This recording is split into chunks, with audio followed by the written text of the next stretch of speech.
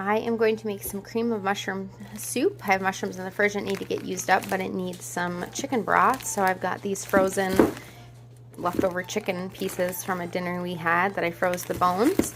I'll throw that in my slow cooker with some onion and celery, and I'll do some carrots, and I'll make chicken broth today, and then I will make the cream of mushroom tomorrow. It's Sunday afternoon, and I still haven't showered. It was snowing this morning, so we opted not to try to travel out to church, and we just kind of had a lazy day. I read, I did my devotional, just we're lazy. So before I hop in the shower, because my kids are playing outside right now, and I don't like them out there alone without me being able to keep an eye on them. So before I do that, I'm going to get this cream of mushroom soup going. I made broth yesterday, chicken broth, and I'm going to use some of that in the cream of mushroom. I have some mushrooms that need to be used up. I'm going to use some butter. I've got an onion. I have thyme and salt. I have pepper. I've got some good organic whole milk, and then I've got my einkorn flour, which is in a big container. But we are going to get going on it. This is not my recipe. I am going to follow a recipe from online, and then I'm going to freeze this. That way I have cream of mushroom soup ready when we need it for a meal. The first thing I'm going to do is just get 8 tablespoons of butter slowly melting in my cast iron, and I'm going to cut up my onions and get those in next. I've got my onion chopped.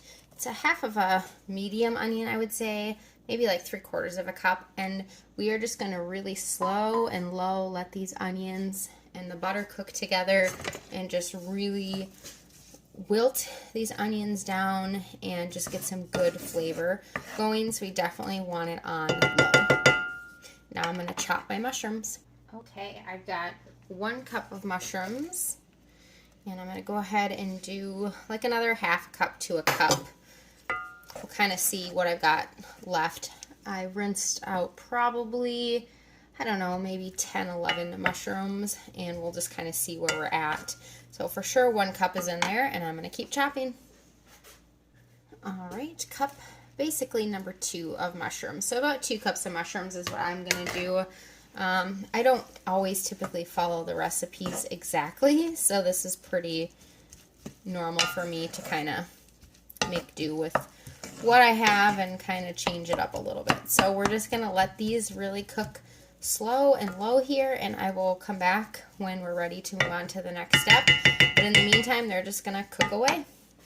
While these are sweating down, I'm actually just going to add some salt and pepper now. And add some pepper, and again, I'm not measuring. And salt, I'm just going to add a little bit of salt. A couple pinches. Okay, that will help those mushrooms and onions sweat out as well. That salt will kind of help pull some of that moisture out of them. All right.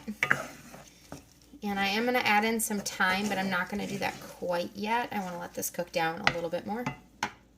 This has been cooking away for a little while. I'm going to go ahead and just add in my thyme now and then continue to let it cook. As I said, I don't measure a lot. I know that's not super helpful, but it is just how I cook. But if I were to guess, I would say that's a teaspoon or so of of dried thyme. You could add in any seasonings you like. I'm just a big fan of thyme. But you could add in any seasonings, or you could just omit the herbs altogether. You don't have to add them in. This is still cooking away really nicely. I'm going to go ahead and add some garlic in there as well. This is just some roasted minced garlic that I get from Azure Standard, and it's just like little pellets of garlic, and I like this. I don't have to cut the garlic. It's roasted, it's shelf stable. And again, I'm just putting some in there. I don't know, maybe a couple teaspoons worth. And as I said before, I'm loosely following a recipe, not entirely, because that's just kind of how I get inspiration, and then I just kind of do my own thing. So I'm going to let this cook for just another minute. I don't want that garlic to burn, but everything is getting tender, and that's exactly what we want. So I'm going to let this go for another minute, and then we'll keep going.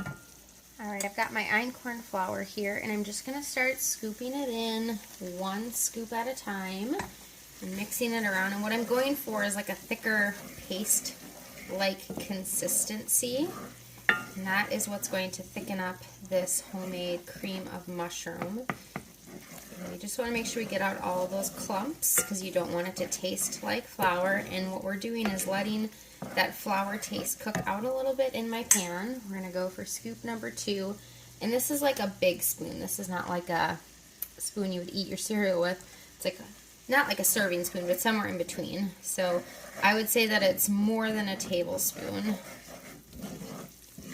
But again, it will just kind of depend on the liquid that's in your pan, because if you have more liquid, you're going to need more flour. If you have less liquid, you're going to need less. So, and as I said before, we're just going for a paste-like consistency, and we are not there yet, so let's go in with another scoop.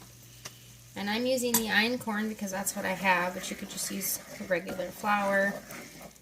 I'm not sure if you could use, like, I don't think you could use an almond flour, but I would bet you could use like arrowroot. Cornstarch you could also use to thicken it, but you would do that a little bit differently. You'd need to make just a mixture of liquid with cornstarch and mix it in to thicken it. But I'm just using the einkorn here. We're getting there. I'm going to add in another scoop. And I think that's probably going to be good. Can we come back in now? Yeah, you guys can come in. Yeah, I told my kids they had to be outside for a little while. It's snowing, but it's not very cold, so I sent them out to play. Great. This is a thicker paste-like consistency, which is what you want. This is kind of the same, you know, anytime you make a roux, this is kind of what you want, especially if you want your final thing to be thick. Then, of course, you need a thicker roux. And I'm just going to let this cook down another minute or two. We're just browning that flour, intensifying the flavor, cooking out the flour taste, because we certainly don't want that in here. I'm shocked at how many mushrooms I still have left, so I'm going to have to come up with some other ways to use them. But we don't use cream of mushroom a ton, so I didn't want to like go crazy making a whole huge pot of it. But we do use it occasionally from time to time. And I'm guessing because it's homemade, I'll probably pull it out and use it maybe in like a stew or like a slow cooker or something like that. So, okay, I am going to set my spoon aside, and then I'm going to get my whisk, and we're going to get out the broth first. All right, I've got this homemade chicken broth that I made, and I'm just going to add a little bit at a time. And we're going to whisk it together and get it all incorporated. At first it's going to be hard because it's just going to be very thick, but that's okay. That's what you want to do. But you only want to add it in a little at a time, otherwise it gets really hard to mix, and I feel like it can not incorporate as well. So just slowly, good thing I didn't take a shower yet because this is kind of getting all over me. That's okay. So as you can see, it is a very thick consistency. But that's okay, because cream of mushroom soup is, and we still have to add in the milk and the rest of our broth. So this is just a slow process. Be patient. It's worth it. And once you feel like it's mostly combined in, then you can add in the next. And I don't know, I'm maybe adding in like a quarter cup at a time. I actually don't even know how much broth was there. I didn't even measure it. I would say somewhere around 2 cups probably. But again, it just kind of depends on the consistency of your final product that you want, how much you've started out with as far as mushrooms and onions and butter and all that stuff. I'm going to add in the final bit of that broth. And that I just made in the slow cooker all day yesterday, which I think I quick snapped a video of it, so it's very possible that was at the front of this video when I actually edit it and get it all together, but in case I didn't, That's where I got that broth from, was I just made it yesterday. You could make veggie broth, you could do beef broth, you could do just some bouillon and make the broth that way, but I had some bones in my freezer that I wanted to use up, so.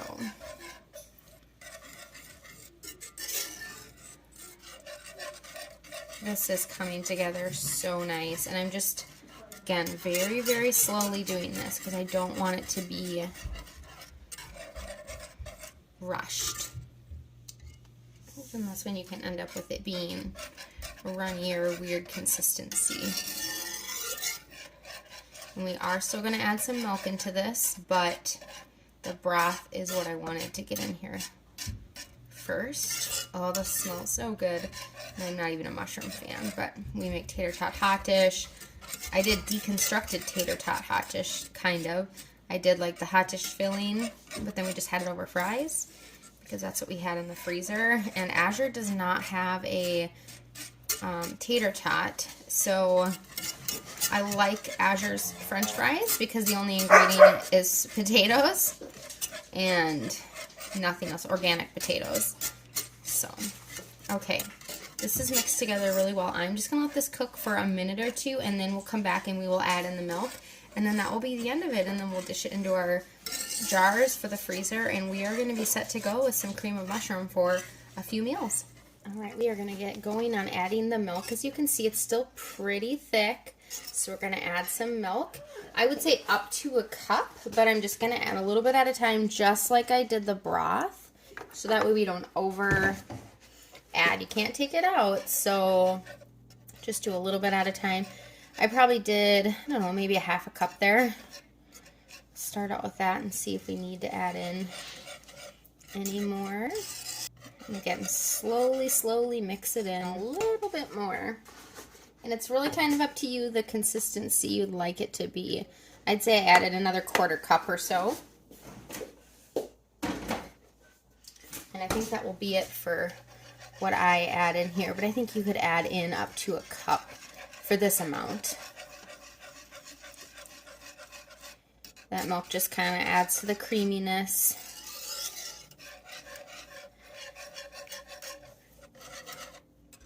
And then we're going to let this sit again just to kind of thicken up, and then we're going to dish it into our jars for the freezer. You could freeze it in bags or silicone molds or however you want to do it. I just use my glass ball jars. I think actually these ones are Kerr brand or however you say it. But when you freeze them, you just want the jars that are straight edged as opposed to indenting, and I'll show you what I mean by that when I start putting mine into the jars. Okay. All right, we're gonna let this simmer for another couple minutes, and then we will be done and we'll get it dished up. All right, I'm gonna try to make minimal mess. I just got my funnel here, and this is the jars that I'm gonna use. And they're just the smaller ones, but see how they're straight as opposed to, I'll show you on my drinking glass.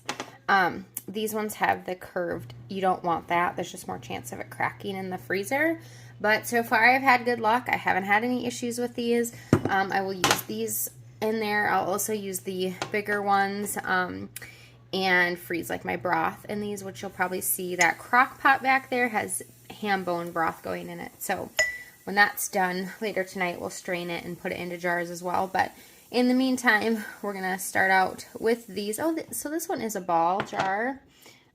This one's the Kerr, however you say it, brand. Anyways, I like these both because they're made in the U.S. And we use these as drinking cups a lot, but I'm stealing some of them for this because I feel like this would be about the size of a jar that you would get like a Campbell's broth or whatever it's called. Oh my goodness, cream of mushroom. There we go. This still has sticker residue on it. It's not dirty. That's the sticker residue. And I just don't care about trying to get it off. So anyways. Okay, so we are going to get going and we're going to start scooping into this jar. And I'm going to try to do it, making a minimal mess. I'm sure I'll still make a fair amount of mess here. And move it a little closer. And we're just going to start scooping it in there. This would be considered a liquid still, so you're going to want to leave a little bit of space at the top. So that way, if it does expand in there, you're not going to have an issue. And I'm not exactly sure how many jars we're gonna fill. That's why I didn't want to make too huge of a batch either, because like I said, we don't use this a ton. I probably will focus on using it because I made it, but it was a good way to preserve those mushrooms. My husband loves mushrooms, I don't, and so I try to buy them and try to come up with ways to use them, but sometimes they just don't all get used up fast enough, and this is just a good way to preserve them. I've never frozen mushrooms, just like washing them and dicing them and freezing them. I'm not sure what they do. I'm sure I could freeze them if I cooked them. I mean, just like this. I grabbed 4 jars originally. I think we're going to need a little more than 4. It's starting to cook to the bottom of my pan. I should turn that off, I guess. And really, this was so simple. Honestly, probably not any more difficult than getting in my car, driving to the store, and going and buying a can of this.